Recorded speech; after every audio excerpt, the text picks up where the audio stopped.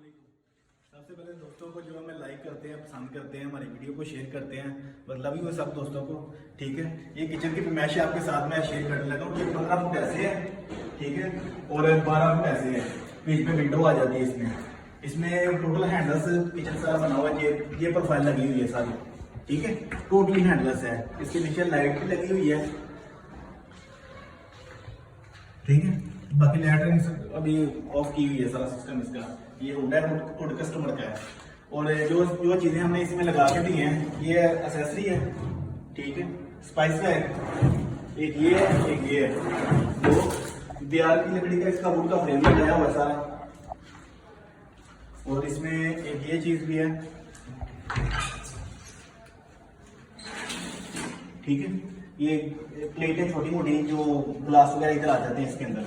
अभी इधर बर्तन है नहीं, तो आपको बर्तन भी इसके रख के दिखाते हैं। बाकी इस तरफ आए जरा, ये है, ये मैक्रो का और ये बेकिंग का, ठीक है। और इस तरफ हमारा एक ये लाडर है, ठीक है। ये लाडर है, इसका पूरा 35,000 का इसमें लाडर है।